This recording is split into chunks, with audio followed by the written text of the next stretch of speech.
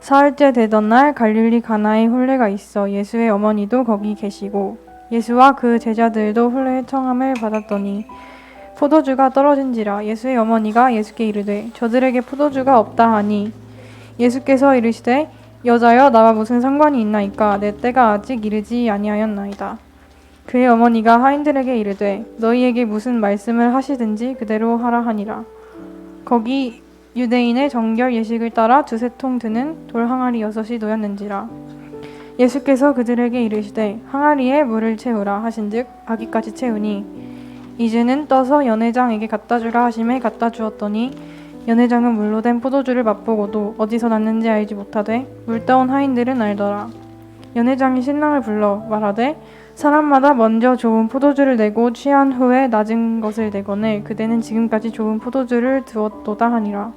예수께서 이 첫 표적을 갈릴리 가나에서 행하여 그의 영광을 나타내심에 제자들이 그를 믿으니라. 이 말씀은 하나님의 말씀입니다.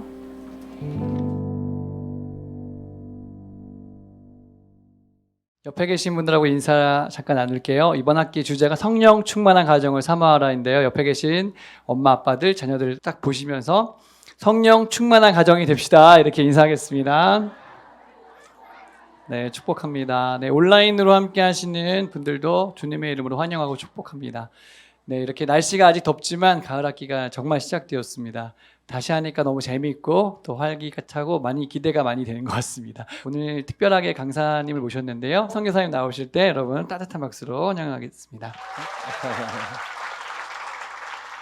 에서 온 김마라나타 선교사입니다. 여러분 영상 보니까 좀 레바논 오고 싶으시죠? 네, 우리 다음번에 우리 더 많은 분들이 좀 함께 하셨으면 좋겠습니다.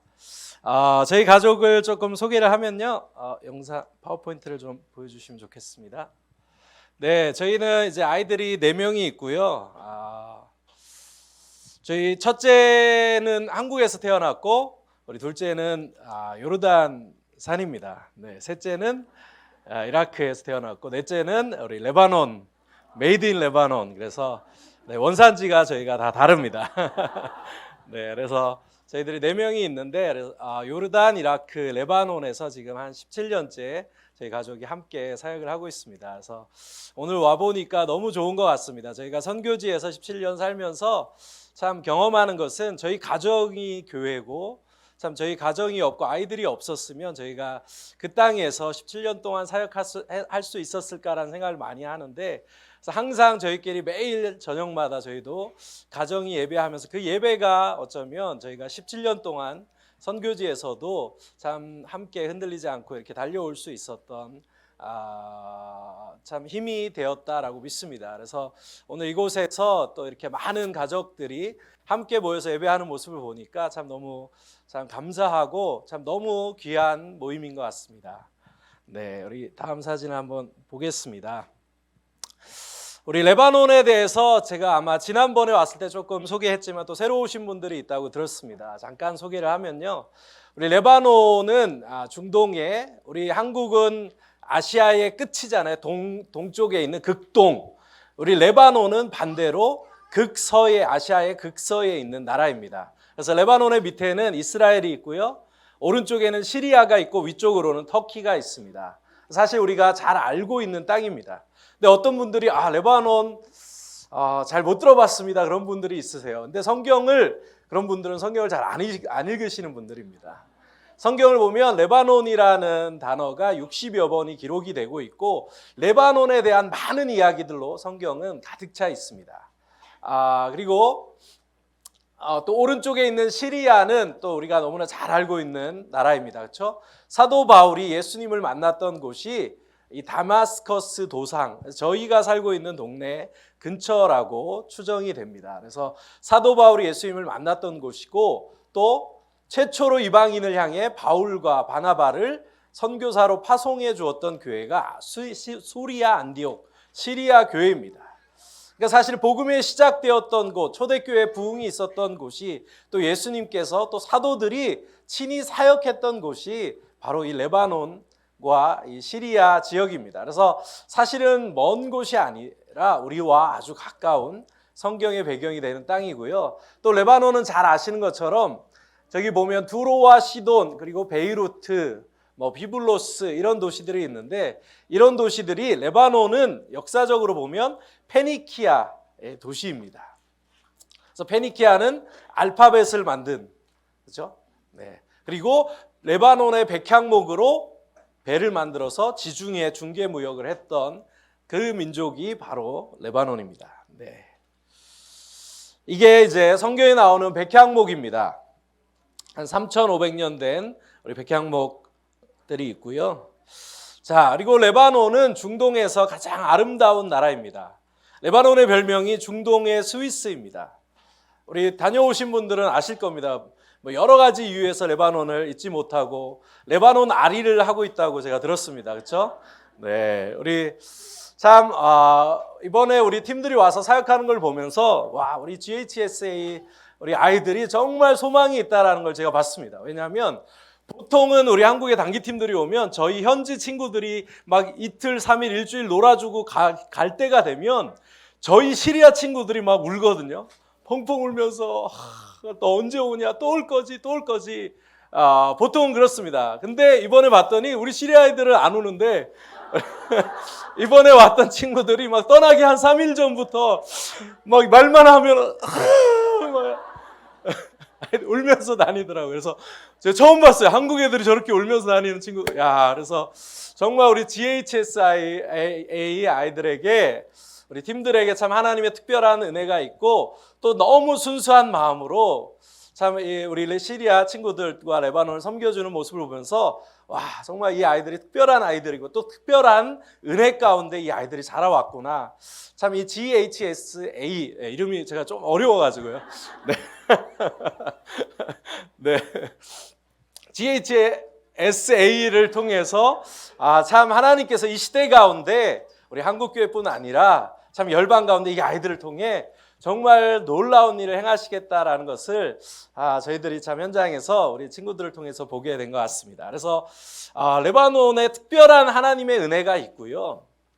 또 레바논은 정말 아름다운 땅입니다. 여러분 생각하시는 것처럼 우리 와보신 분들은 정말 아세요. 전혀 위험하지 않고 너무 아름다운 또 하나님 특별한 은혜가 있는 땅입니다.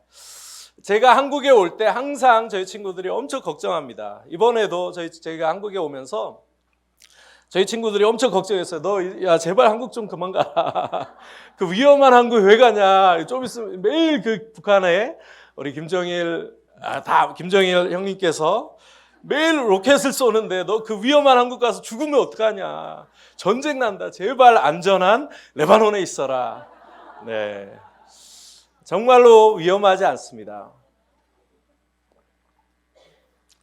그래서 레바논의 별명이 중동의 스위스인데요. 보시면 이게 무슨 사진이냐면 이제 우리 친구들 아마 알 겁니다. 한국이 지금 중동이잖아요. 중동, 아랍. 근데 우리 친구들이 와서 너무 시원해. 레바논이 너무 시원합니다. 그렇죠? 한국이 이제 중동보다 훨씬 더워졌어요. 그래서 3월, 4월이 되면 겨울에 눈이 많이 옵니다. 저희 동네는. 그래서 3월, 4월까지 아마 6월, 7월 이번에 와서 설산을 만년설을 보고 갔을 겁니다. 저희 집 앞에 이제 헐몬산이 있고 뒤에도 3,000m가 넘는 산이 있는데 6월, 7월까지 산 위에 눈이 있습니다. 그리고 3월, 3월까지 스키를 타는데 오전에는 딱 저기 보시면 스키 3,000m 되는 산 위에 올라가서 스키를 타고 이제 스키 타는 거 좀 재미없다 그러면 이제 오후에 3,000m 되는 산을 내려가서 지중해 바다에 가서 수영을 할 수 있는 나라가 레바논입니다. 네. 별로 감동을 안 하시네요. 네.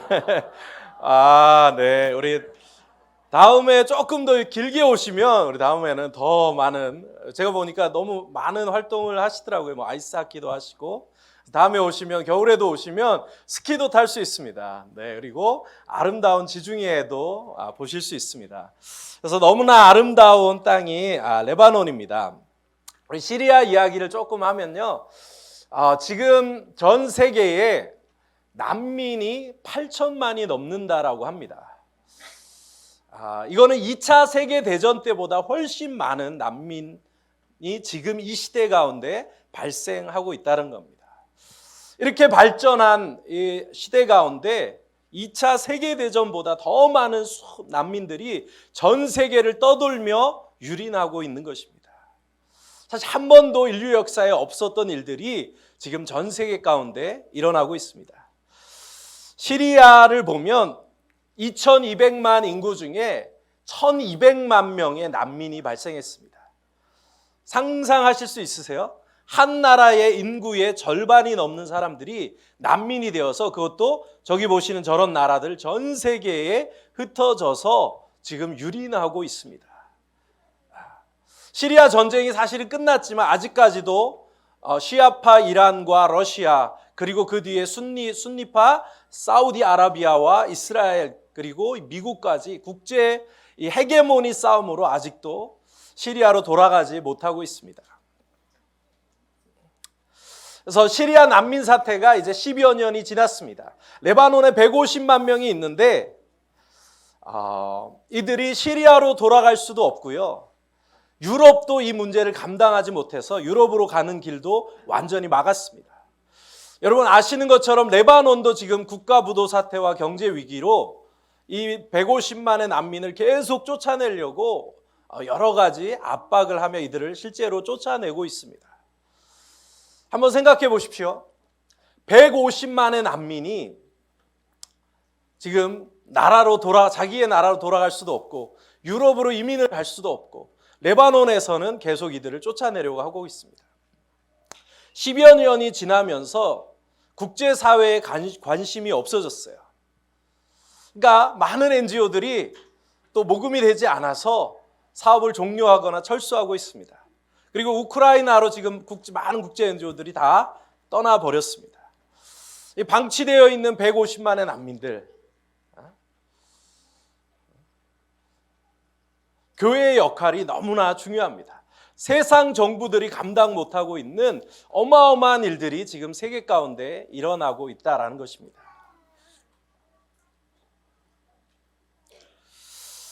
(150만) 난민 중에 우리 학교를 가야 되는 아이들이 49%, 약 75만의 아이들이 있습니다.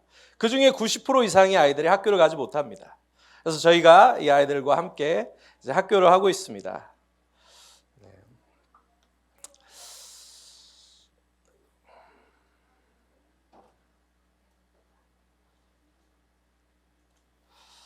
우리 또 잘 아시는 것처럼 시리아에 올해 이제 지진이 났습니다. 그렇죠? 전쟁이 이제 마무리돼 갈 무렵에 시리아에 지진이 났어요. 보시면 터키에도 지진이 났지만 터키 밑에 있는 시리아에도 동일하게 지진이 났습니다. 근데 우리가 뉴스에서 터키에 대한 이야기는 많이 들었을 겁니다. 근데 시리아에 대한 이야기는 뉴스에도 나오지 않습니다. 왜냐하면 이 지역이 어떤 지역이냐면 시리아의 정부에 반해서 전쟁을 일으켰던 반군들이 살고 있는 지역입니다. 그리고 여러분 들어보셨을 겁니다. 쿠르드 민족이라고 들어보셨나요 혹시?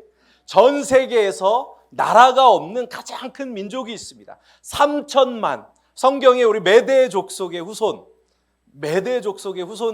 쿠르드 민족이 저 지역에 살고 있습니다. 그래서 시리아 정부에서 이곳을 전쟁이 나면서 통제하고 오히려 아무도 들어가지 못하게 돼서 터키와 똑같은 동일한 큰 지진이 일어났음에도 불구하고 아무도 어떤 피해가 있었는지, 몇 명이 죽었는지 그런 상황조차 파악되지 않고 또 뉴스에도 나오지 않는 지역이 시리아의 북쪽 알레포라는 도시를 중심으로 한 시리아 북쪽 지역입니다. 네, 그래서 보시면 사실 큰 지진이 났습니다. 저희도 레바논에서 시리아가 엄청 먼데요. 저희도 밤에 자다가 정말 집이 너무 흔들려서 다 무서워서 며칠을 저희도 밖에 나와서 계속 밤을 샐 정도로 큰 지진이었습니다. 근데 지금 이제 6개월, 7개월이 지나면서 참 감사한 것은, 그래서 저희가 아무도 국제사회에서 이 시리아 안에 있는 난민들을 도울 수가 없어서 저희가 한국교회와 얘기해서 참 감사하게 우리 한국교회에서 한국도 어려운 상황 가운데 또 참 큰 헌금들을 보내주셔서 저희가 시리아 안에 있는 현지 교회를 통해서 이 난민들을 지금까지 계속 섬기고 도움을 주고 있습니다. 그래서 현지 교회 목사님들이 보시면 차에 저렇게 구호 물품을 싣고 시리아 전역을 다니면서 계속 돕고 또 저들에게 복음을 전하면서 감사한 것은 이 고난 가운데 오히려 시리아 곳곳에 또 무슬림 지역에 한 번도 우리 교회 예수님을 믿는 사람들이 들어갈 수 없었던 지역 구석구석까지 지금 오히려 도움을 주면서 복음을 전하면서 시리아 안에 또 놀랍게 복음이 오히려 증거되고 있습니다. 이 사진은 이제 저희가 지금 한 5번 정도 저희가 저희 교회와 또 현지 레바논 교회 목사님을 시리아 안에 보내서 저렇게 도움을 주고 있는데, 이 최근 사진인데 지금까지도 벌써 7개월 가까이 지났는데도 이 무너진 집을 아무도 수리하지 않고 정부에서도 도와주지 않고 수리할 수가 없습니다. 그러니까 지금까지도 집에 들어가지 못하고 저렇게 많은 시리아 사람들이 텐트를 치고 공원이나 밖에서 지내고 있는 그런 상황 가운데 있습니다. 네, 이거는 우리 레바논의 사진인데요. 잘 아시죠? 네, 베이루트 폭발 사건입니다. 그래서 많은 사람들이 와서 좀 레바논을 위해서 시위를 했어요. 우리 좀 바꿔달라. 근데 아무도 이 레바논을 바꿀 수가 없습니다. 소망이 없어요. 전기가 들어오지 않습니다. 그래서 보시면 저렇게 주유소마다 기름을 채우기 위해서 줄을 서 있고, 레바논이 국가부도 사태입니다. 많은 공무원들의 월급이 한 달에 1,000불, 1,500불 했던 월급이 지금은 50불도 안 되는 거예요. 그리고 근데 전기세가 한 달에 100불이 넘습니다. 그러니까 살 수가 없는 거죠. 하루아침에 한 나라 전체가 국가부도 사태를 겪으면서 완전 후진국이 되었습니다. 소망이 없어요. 그래서 이 친구들이 처음에는 프랑스 대통령에게 우리를 도와달라 막 거리로 나와서 시위를 했어요. 근데 전 세계 그 누구도 지금 레바논을 도와줄 수 있는 형편이 안 됩니다. 그리고 아무도 관심이 없어요. 왜? 다 힘들기 때문에. 그러니까 청년들이 막 시위하다가 이건 도저히 바뀔 수 없다. 지금은 어떻게 하냐면 수많은 청년들의 소망이 뭐냐면 레바논을 떠나는 게 소망이 됐어요. 늘 저희만 보면 이야기합니다. 나는 레바논을 떠나는 게 내 꿈이다. 유일한 소망이다. 레바논에는 소망이 없다. 많은 친구들이, 청년들이 뭐 술과 마약으로 그냥 소망 없는 자신의 상황 가운데 그런 쪽으로 지금 친구들이 흘러가고 있습니다. 이게 베이루트의 사진인데 보시면 베이루트는 200만이 사는 대도시입니다. 근데 그 도시가 전기가 들어오지 않아서 전체가 암흑이 된 사진입니다. 그러나 감사한 것은 이 땅에 어둠이 짙으면 짙을수록 하늘의 별은 밝게 빛납니다. 여러분, 이 시대를 보시면요, 아마 잘 아실 겁니다. 지금은 뭐 굳이 우리가 많은 이야기를 하지 않아도 정말 이 시대가 어두운 시대이고 어둠은 점점 짙어가고 정말 이 시대가 마지막 시대라는 것을 우리가 다 뭐 구구절절히 아마 느끼고 계실 겁니다. 제가 가끔 한국에 와서 택시를 탔는데 어떤 분이 그러세요. 택시기사, 막 뉴스를 들으면서 말세야. 그래서 제가 기사님 교회 다니세요? 그랬더니 기사님 아니. 근데 어떻게 그런 얘기를? 그러니까 교회를 안 다니시고 그런 세상 사람들도 뉴스를 듣고 세상 돌아가는 걸 보면 요즘엔 다 아는 거죠. 이 세상이 말세라는 것을. 성경을 읽지 않아도 사람들이 아는 겁니다. 정말 이 시대가 뭔가 심상치 않구나. 어두운 시대구나. 무서운 시대구나. 한 번도 경험해 보지 못했던 정말 말도 안 되는 일들이 일어나고 있구나. 사실 우리는 너무나 잘 알고 있습니다. 그래서 성경은 분명하게 이 마지막 시대에 대해서 이야기하고 계세요. 그렇죠? 모든 것에 시작이 있다면 끝이 있습니다. 우리 인생의 시작이 있다면 우리 인생의 끝이 있습니다. 그렇죠? 우리 직장의 근무의 시작이 있다면 끝이 있습니다. 만약에 근무의 시작만 있고 끝이 없다. 여러분, 우리 여기는 그렇게 우리가 각자 스스로 공부를 열심히 하지만 학교를 다니는 우리 학생들이, 그죠? 수업의 시작이 있고 끝이 없다. 여러분, 어떻겠어요?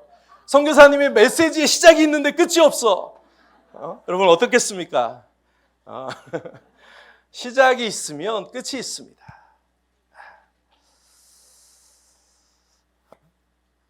이 세상에 끝이 있습니다. 근데 성경은 마태복음 14장 14절에 제자들이 와서 예수님께 묻습니다. 마태복음 24장에 보면 마지막 시대와 예수님의 다시 오실 때에 어떤 징조와 어떤 일이 있겠습니까? 그래서 예수님이 많은 얘기를 하시죠.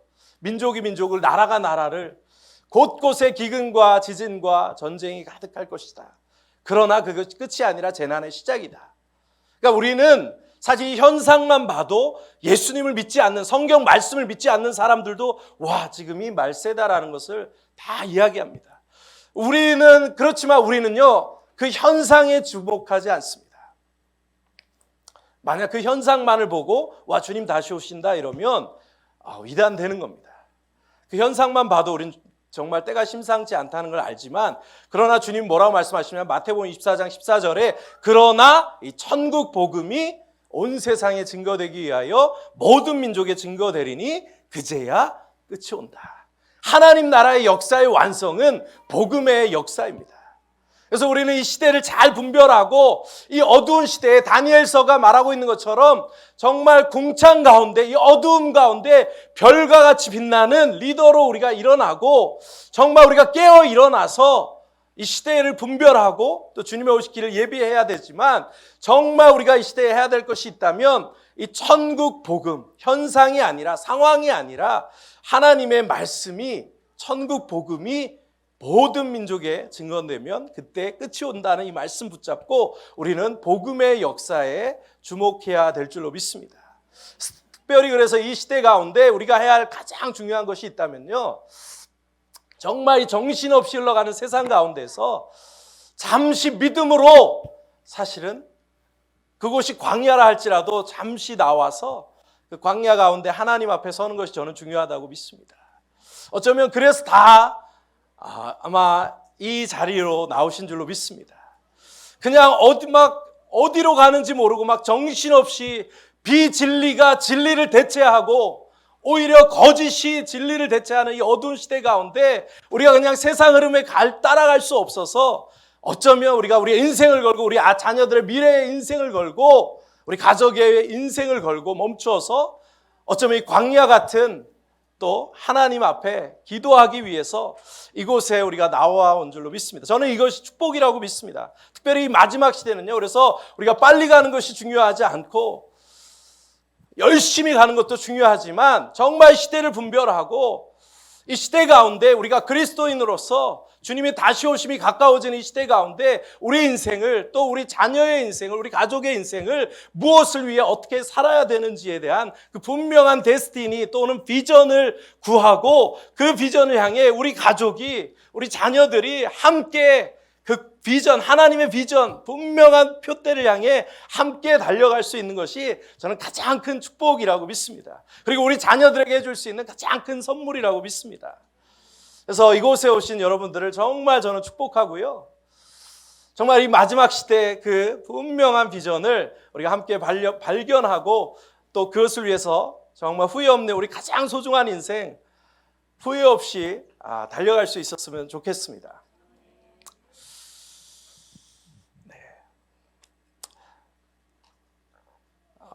그래서 참 우리 이번에 저희 왔던 팀들이 제일 좋았던 건 뭐냐면, 보통은 이제 아이들만 오거든요. 아니면 어른들만 오는데, 참 우리 GHS의 팀이 제일 좋았던 거는 아이들과 부모님들이 함께 와서 함께 하나님을 섬기고 또 함께 그 어떤 한 비전을 향해서 달려가시는 모습이 참 너무 보기 좋더라고요. 저는 그것이 정말 이 마지막 시대 우리 가정을 향한 주님의 부르심이라고 믿습니다.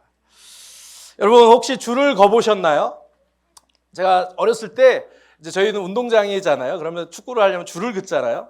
줄을 쫙 긋다 보면 저는 똑바로 줄을 긋고 있다고 생각하는데, 눈을 들어서 딱 보면 어떻게 됐죠? 줄이 막 꼬불꼬불해지고 딴 길로 올 때가 많습니다. 그래서 줄을 똑바로 긋기 위해서는 무엇을 해야 하냐면, 저 끝에 한 곳에 목표를 딱 정해놓고 그것만 바라보고 가면 조금 잘못 가도 결국에는 줄 똑바로 글 수 있고 끝까지 그 길을 완성할 수가 있는 겁니다.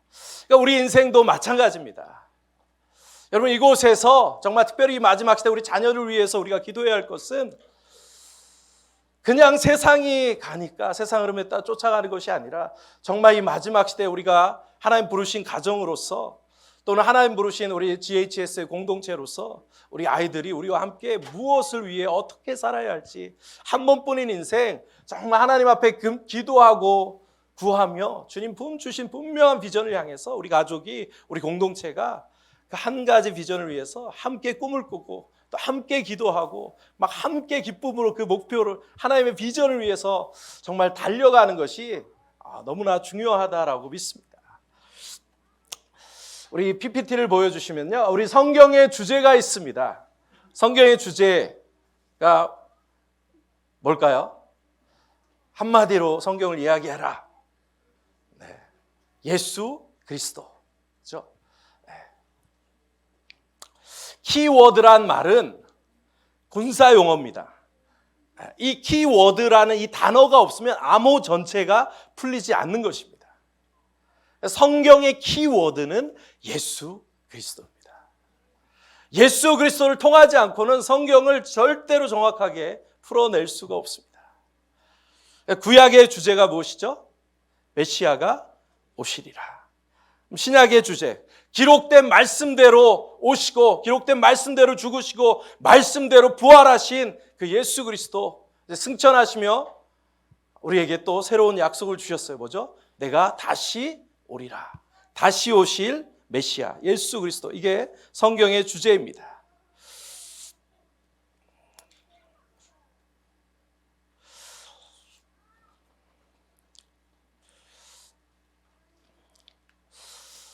우리 인류의 역사를 보면 아마 들어보신 분들이 많으실 겁니다. 우리 아놀드 토인비라는 분이 아주 유명하신 분입니다. 근데 이분이 그런 얘기를 하셨어요. 막 인류 역사를 공부를 엄청 했더니 한마디로 딱 정리를 하셨어요. 인류의 역사를 봤더니 인류 역사가 뭐냐면 역사는 어떤 응정과 도전이다. 그러니까 챌린지가 있다는 거죠. 이 문명을 막 연구를 해봤더니 항상 인류의 역사에는 항상 챌린지가 있었다.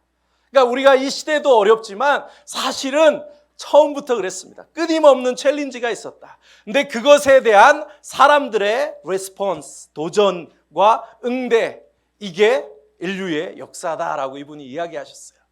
근데 이분이 봤더니 아주 위대한 문명이 발생한 곳은 어디냐면 아무 문제가 없고 아무 사고가 없는 안정적인 지역이 아니라 끊임없이 홍수가 일어나고 끊임없이 그 인간의 존재 자체를 위협하는 문제가, 끊임없는 챌린지와 도전들이 있었던 그곳에서 오히려 반대로 화려한 문명이 꽃이 피더라라는 것을 이야기하셨습니다.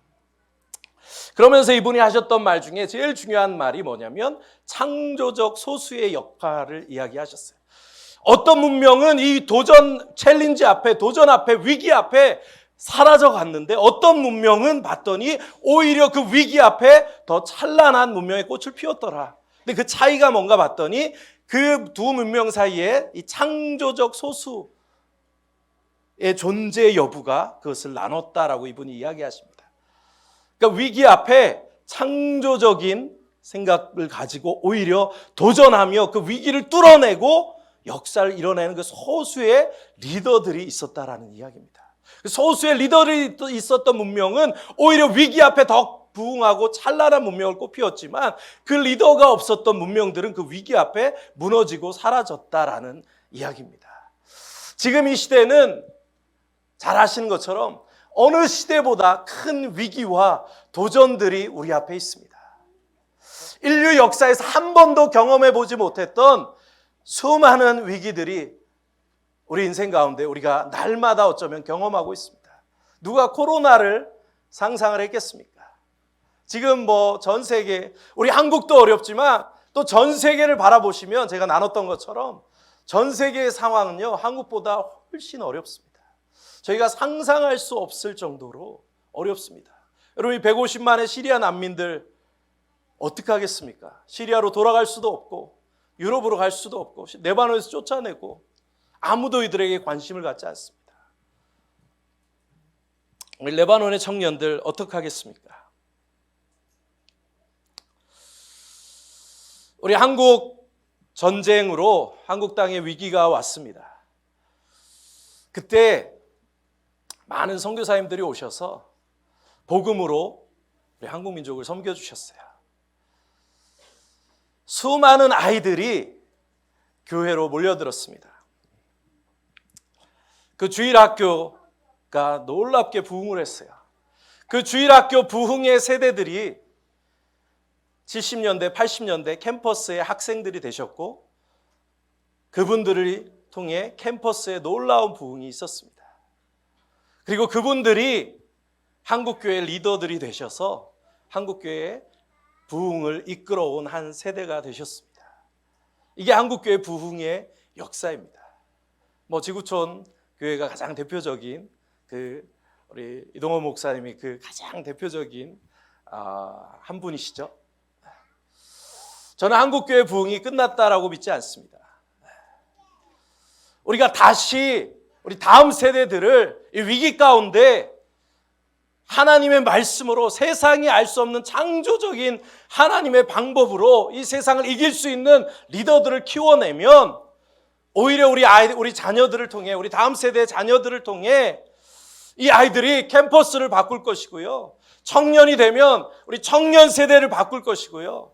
우리 아이들이 우리 어른이 되면 이 아이들을 통해 한국교회에 어쩌면 저희 세대보다 더 뛰어난 놀라운 부흥을 이루는 리더들로 저는 세워질 줄로 믿습니다.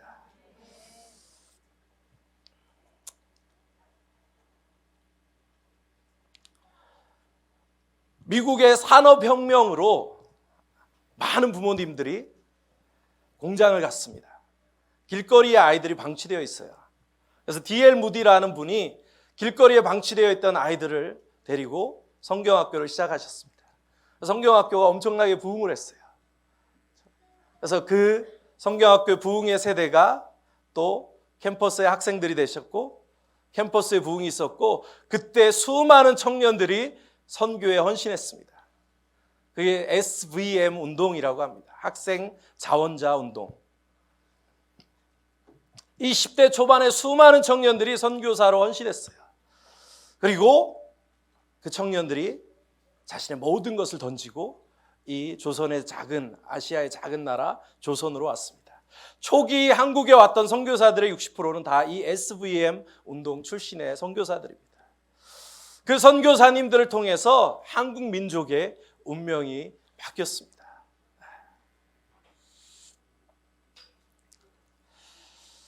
이제 저희가 이 청소년 아이들을 현장에서도 그래서 다음 세대 아이들을 키우는 것에 집중하고 있습니다. 미용과 네일 아트와 또 베이커리와 바리스타와 전기며 우리가 할 수 있는 모든 것을 가르칩니다. 우리 이번에 보셨지만 참 너무나 감사한 것 같아요. 이게 저희 히스토리 메이커스라는 이제 우리 레바논과 시리아의 청년들을 섬기기 위한 센터입니다. 근데 이 센터에 요즘에 이제 청년들이 많이 오고 있습니다. 너무나 아름답죠. 네. 그래서 우리 청년들을 섬기려고 이 센터를 시작했는데 우리 지금 레바논과 중동의 많은 다음 세대의 아이들이 한류에 목숨을 겁니다. K-팝, K-드라마가 지금 저들 소망 없는 저 청소년들에게 거의 종교 수준이에요. 소망이 되고 있습니다. 막 간증이 있어요. 나는 이 코로나로 막 죽을 것 같은 이 소망 없는 이 내 생각인데 K-드라마를 통해 나는 빛을 봤다. K-팝을 통해 빛을 봤다. 그러면서 저희 이제 센터에 친구들이 일하러 오면 막 와서 돈도 안 받고 그냥 막 곳곳을 청소하면서 막 청소를 왜 그러냐 했더니 여기는 BTS 사진이 걸려 있고 BTS에서 나라에서 온 너희가 하는 한국 센터이기 때문에 한국 이제 카페이기 때문에 우리는 BTS를 사랑해서 막 온 마음을 다해 청소를 합니다. 저희가 막 배워야 돼요. 저희가 막 엄청나게 회개합니다. 와, 쟤네는 BTS를 위해서. 그리고 가면 막 BTS가 했던 말을 기억하고 그거를 다 막 적어서 저희 카페 아마 와보시는 우리 팀들은 기억할 겁니다. 다 붙여놓습니다. BTS가 했던 말을 막 기억하고 외워서 그것도 한국말로 적어요. 영어로 적는 게 아니라 한국말로 적어서 BTS가 이 말을 했어. 거의 종교 수준입니다. 그래서 저희가 청년들을 섬기려고 했는데 친구들이 오면서 이제 한국 막 유튜브 보면서 야 이거 닭강정 이거 만들어줘. 막 그리고 또 뭐죠? 핫도그, 잡채. 그래서 저희가 그거를 섬기려고 만들어주기 시작하다 보니까 한국 음식을 하기 시작하면서 지금 뭐 거의 한국 식당에서 모든 한국 음식을 다 하고 있습니다.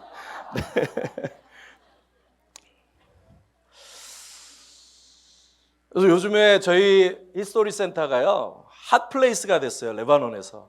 레바논 전역에서 우리 다음 세대들이 저희 히스토리를 오기 위해서 막 몇 시간을 차를 타고 막 옵니다. 그리고 레바논 유명한 연예인들도 오고요. 제일 유명한 연예인들이 오는, 그러니까 뭐 우리가 특별한 게 아니고 그냥 레바논에 처음 생긴 이제 한국 카페, 뭐 한국 센터 같은, 한국 식당 같은 개념이거든요. 그래서 저희는 그냥 사역하려고 했는데 애들이 자꾸 이거저거 만들어 달라서 음식을 하다 보니까 이게 막 유명해져 가지고, 여러분 극한직업 보셨나요? 뭐 저랑 아내랑 요새 너무 힘들어요. 막 여보 왜 이렇게 사람들이 많이 와? 왜 이렇게 장사가 잘 돼? 이거 사역을 해야 되는데 지금 막 애들이 막 너무 바쁩니다 저희가. 그래서 이제 핫플레이스가 됐는데 무슨 얘기를 제가 드리냐면요, 여러분 이 말도 안 되는 일들이 일어나고 있습니다. 이 열방의 전 세계 청년들이요, 다음 세대들이 한국에 목숨을 걸어요. 우리 청년들이 와서 한국 노래 길거리 가서 버스킹만 해도 막 사람들이 엄청 모여듭니다. 한국에서 왔어. 그럼 막 한국 사람 보면 막 이래요. 진짜 저희가 있으면 막 사람들이 와서 저희랑 사진 찍는 게 소원이에요. 나 한국 사람. 그리고 한국말 해봐. 그리고 또 막 한국말 하면 막 너무 좋아하고 막 말도 안 되는 일이 진짜. 여러분 아마 영상 보셨죠? 우리 이번에 팀들이 와셔서 어떤 거 했죠? 우리 아이들이? 그러니까 선교는요, 특별한 사람들이 하는 특별한 무언가가 아니에요. 특별히 우리 한국교회를 하나님 지금 정말 축복하시고, 정말 저는 이 시대에 한국교회 어렵다라고 얘기하지만 선교적으로 전 세계 교회를 보면요, 전 세계 교회는 더 어렵습니다. 오히려 한국교회가 여전히 선교 리더로 하나님이 사용하고 계시고요, 한국교회가 여전히 가장 뜨겁게 기도하고 있습니다. 여러분 우리 한국교회 기도를 선교지에 있는 목사님 교회들은요 다 배우고 싶어 하세요. 그 기도로 위기를 뚫어낸 한국교회의 영성, 리더십, 우리 배우고 싶다. 한국교회 기도를 배우고 싶어요. 그래서 선교사님들이나 우리 현지 목사님들 만나면 다 저희 만나면 뭐냐면 막 한국말로 기도해줘. 말 진짜로 한국말로 우리가 기도하면 그게 특별하다고 믿습니다. 말도 안 되는 거죠 사실은. 그리고 세계에는 기도 두 가지 종류가 있어요. 뭐죠? 그냥 기도가 있고 코리안 스타일 프레이어가 있습니다. 선교사님들을 만나면요, 항상 선교사님들이 끝날 때 뭐라면 우리 그냥 기도할까? 한국식으로 할까? 항상 묻습니다. 한국식으로 하자 뭐죠?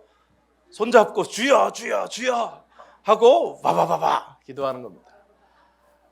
영적으로도 우리 선교지 레바논과 시리아의 목사님들의 평생의 소원이 뭔지 아세요?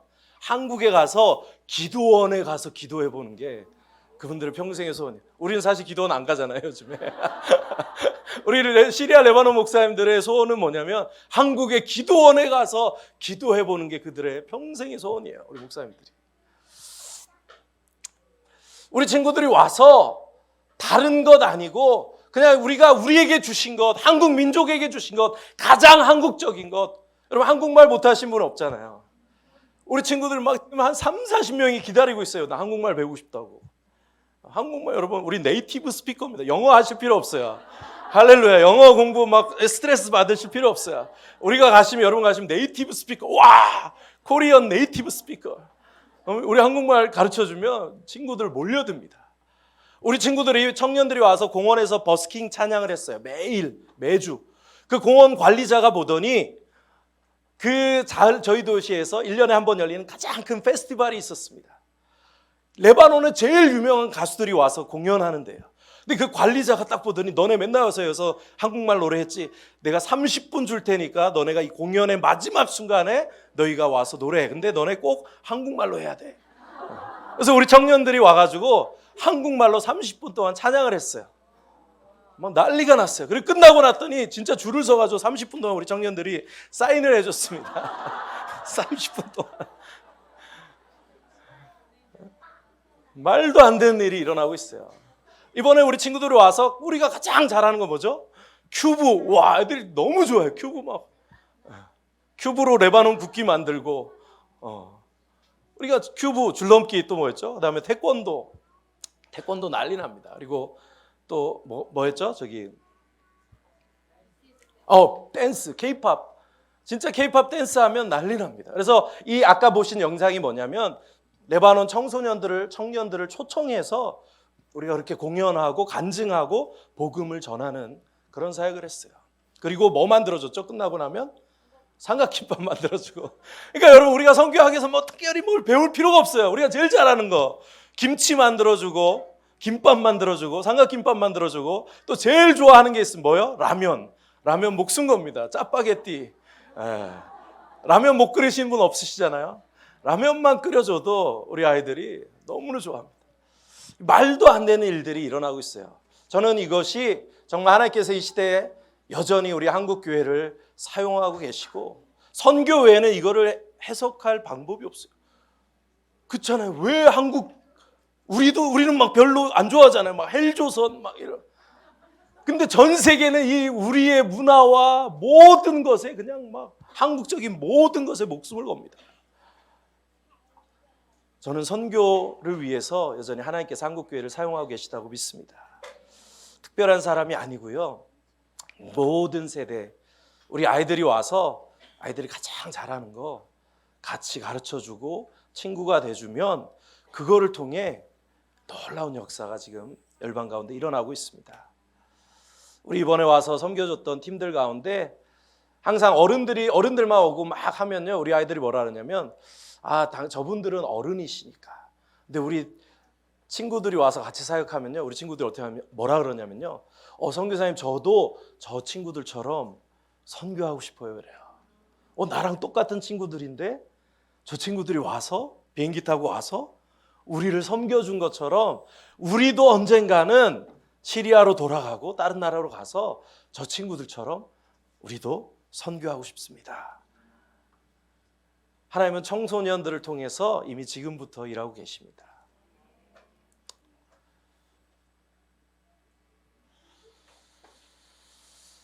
좀 놀랍게 부흥이 일어나고 있습니다.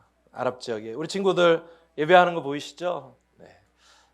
오늘 보니까 GHSA도 뜨겁게 예배하던데 우리 친구들은 뭐 한 2시간 저렇게 목숨 걸고 예배합니다. 우리 친구들이 와서 함께 예배해 주기만 해도요, 함께 안아주고 친구가 돼주기만 하셔도 우리 아이들 살아날 수 있습니다.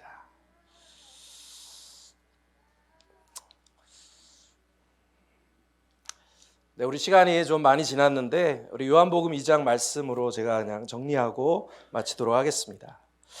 우리 요한복음 2장에 보면 예수의 어머니 마리아가 잔치에 초대를 받았어요.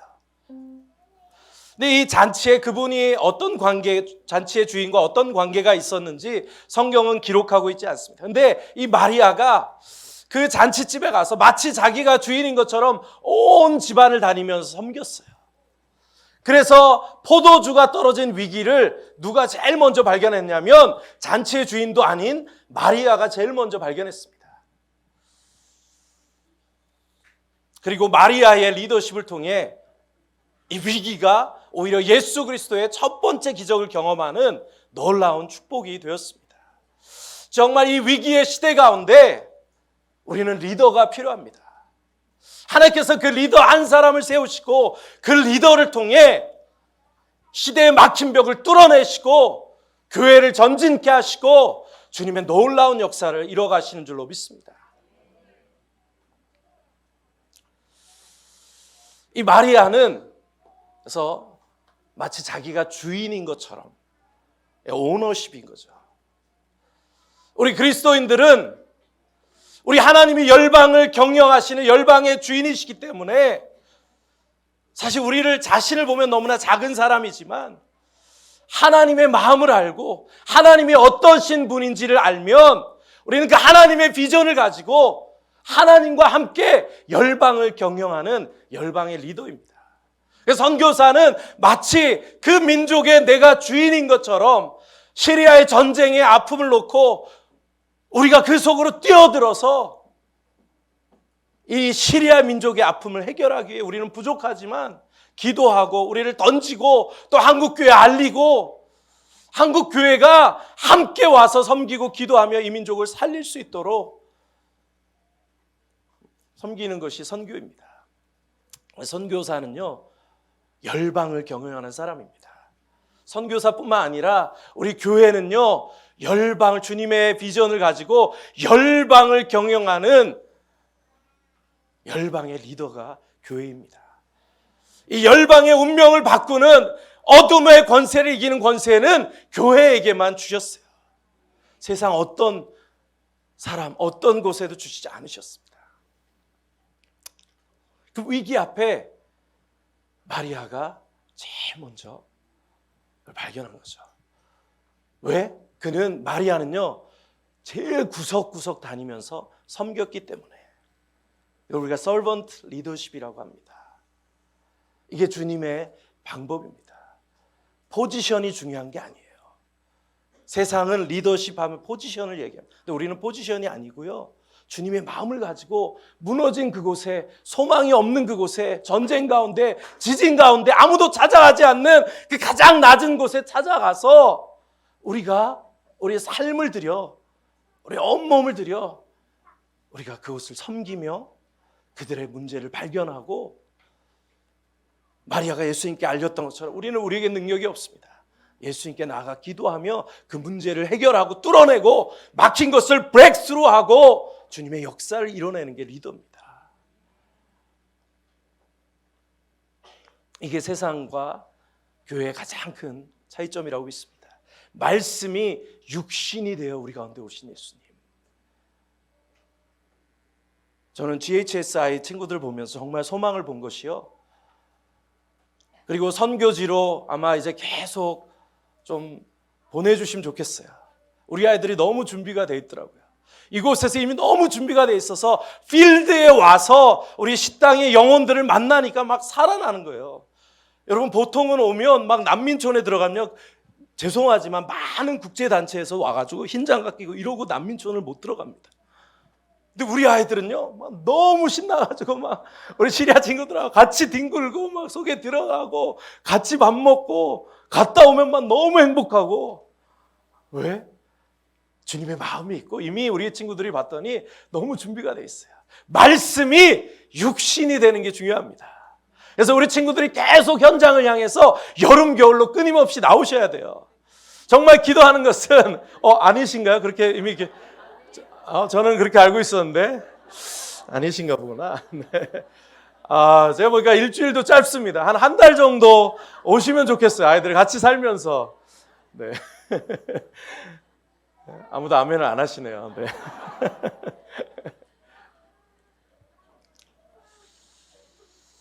그 속에 와서 그들을 섬길 때 마리아가 그들의 진짜 위기를 발견한 겁니다. 여러분, 이 시대는요, 정말 위기의 시대입니다. 여러분 잘 아시지만 저희가 대학교 다닐 때만 해도 많은 미래학자들이 있었어요. 근데 지금은 미래학자라는 단어가 없어졌어요. 왜? 아무도 내일도 예측을 못합니다. 내일 어떤 일이 일어날지 세계 최고의 전문가들도, 석학들도 알지를 못해요. 이 위기의 시대 가운데 정말 리더가 필요합니다.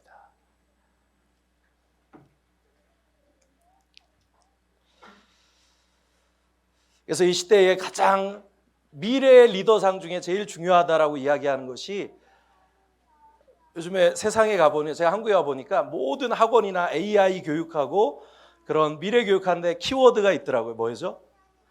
문제 해결 능력. 이게 미래의 리더의 가장 중요한 조건입니다. 뭐죠? 왜? 워낙에 문제가 많고 한 번도 경험해보지 못한 위기가 막 있기 때문에 그 위기 앞에 그 문제를 해결할 수 있는 능력을 가진 사람이 결국은 리더가 된다라는 겁니다. 그 문제를 해결하려면 어떻게 돼야 되죠? 이건 제가 얘기하는 게 아니라 그런 AI 교육을 하시는 분들이 하는 얘기입니다. 그 전에 하신 게 뭐죠? 문제를 정확하게 파악을 해야 되죠. 문제를 파악하려면 어떻게 해야 되죠? 성육신입니다. 우리가 그 속에 뛰어들어서 그들과 함께 살다 보면 진짜 그들의 위기가 뭔지를 정확하게 보는 겁니다. 마리아가 정확하게 발견한 겁니다. 포도주가 떨어진 위기를 발견했고 그 위기 앞에 마리아는 기도하며 그 위기를 해결할 능력을 가지신 예수님께 나아가서 기도한 겁니다. 요청한 겁니다. 그리고 예수님의 말씀을 따라 순종하며 할 수 있는 모든 것들로 빈 항아리와 같은 그 빈 항아리를 채우고 빈 항아리를 채웠을 때 하늘 주님께서 기적으로 하늘의 능력으로 순간 역사하여 물이 포도주가 된 겁니다. 여러분 이 시대 가운데 우리 자녀들에게 저는 이것을 가르쳐 줘야 된다고 믿습니다. 우리가 어려서부터 세상 정부도 감당하지 못하는 이 인류의 문제들, 난민 문제, 전쟁과 기근과 지진 앞에 오히려 교회가 소망이 되어서 우리 어렸을 때부터 한 가족이 함께 꿈을 꾸며 그렇죠? 복음을 들고 이런 무너진 곳에 나아가서 그들과 친구가 되고 그들을 섬기고 그들과 함께 지내다 보면 그 문제를 해결할 수 있는 능력과 정확한 문제가 거기서 나온다라고 믿습니다. 그리고 그 문제를 해결할 수 있는 하나님의 능력이, 하나님의 지혜가 우리 친구들에게, 우리 아이들에게 부어진다고 믿습니다. 그래서 우리 아이들이 세상의 방법이 아닌 십자가의 방법으로 성육신하신 예수 그리스도의 창조적인 방법으로 오히려 이 시대의 위기를 뚫어내고 주님의 역사를 이루는 마지막 시대에 다니엘과 같이 하늘의 별과 같이 빛나는 리더들로 저희 자녀 세대들이 저는 일어날 수 있다라고 믿습니다. 그리고 우리 아이들을 통해서 한국교회가 다시 살아날 것이고요. 아이들을 통해 열방이 살아나고 하나님의 복음이 오히려 고난 가운데 땅끝까지 힘있게 증거될 줄로 믿습니다. 네, 말씀을 기억하시면서 잠깐 자리에서 일어나셔서 함께 이 찬양을 우리의 고백으로 드렸으면 좋겠습니다. 하나님, 우리의 자녀들이 창조적 리더로 세워지는 복을 주시옵소서. 그런 마음을 가지고 우리 찬양하시겠습니다. 우리 주는 위대하며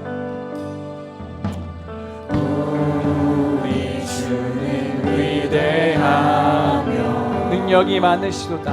능력이 많으시도다. 너의 지혜 무궁한 인자는 영원하도다. 인자는 영원하도다. 상한 자를 고치시며 상한 자를 고치시 상처를 싸매시도다. 상처를 싸매시도다. 별들의 술 세시며 별들의 수를 세시며 이름을 붙이셨도다. 이름을 붙이셨도다. 그가 구름으로 하늘을 덮으시며 땅을 위하여 이 준비하시니 예루살렘아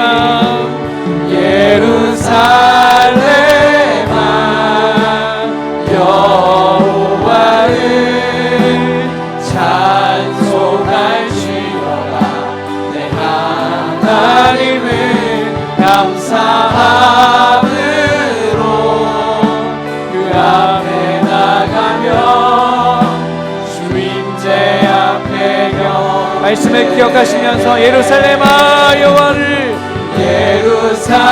예루살렘아 여호와를 찬송할지어다. 내 하나님을 감사함으로 그 앞에 나가며 주임제 앞에 경배. 기도하시겠습니다. 사랑하는 주님, 오늘 말씀을 아멘으로 받습니다. 이 땅을 향한 선교의 마무리를 짓기 원하시는 아버지의 마음을 가지고 마지막 시대를 살아갈 수 있도록 우리의 삶을 조정하여 주시옵소서. 이 레바논이 살아나고 시리아가 살아나고 열방이 주께 돌아와 예루살렘이 주님의 이름을 부르며 주 예수 그리스도께서 오시는 그날을 준비하는 우리의 인생, 우리의 교회, 한국 민족 될 수 있도록 축복하여 주시옵소서. 이제는 우리 주 예수 그리스도의 은혜와 하나님 아버지의 사랑하심과 성령의 교통하심이 성령 충만하여 이 시대의 위기를 창조적 지혜로 극복하는 리더로 성장시키기를 간절히 소망하는 GHS의 모든 가정들의 다짐 위에 또 김만아타 선교사님의 사역지의 모든 현장 위에 이제부터 영원토록 함께해 주시기를 간절히 축원하옵나이다. 아멘.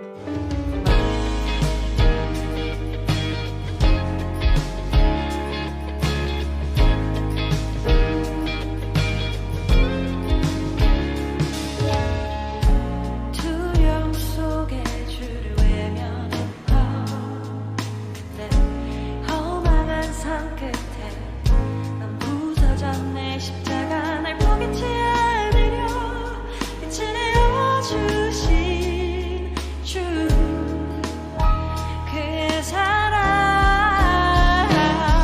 주는 꿈속의 요새 난 괴롭던 가운데 넌 괜찮으시네. 날 놓지 않으시네. 옆에 있네 영원 주 숨결로 채우시니 나 다시 일어나 주께 나가리라.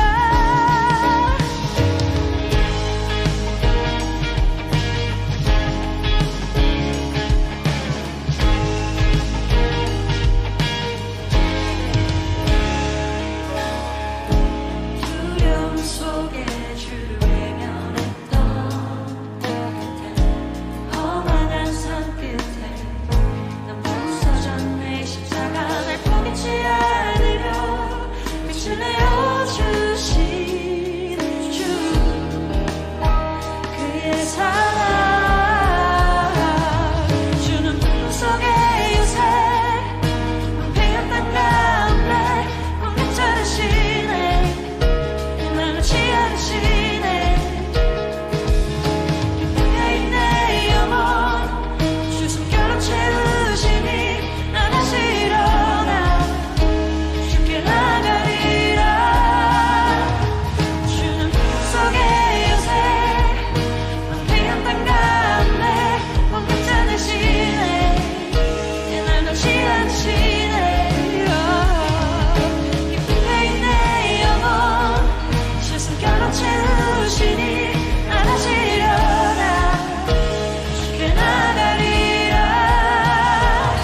주는 나의 지우자 나의 구원자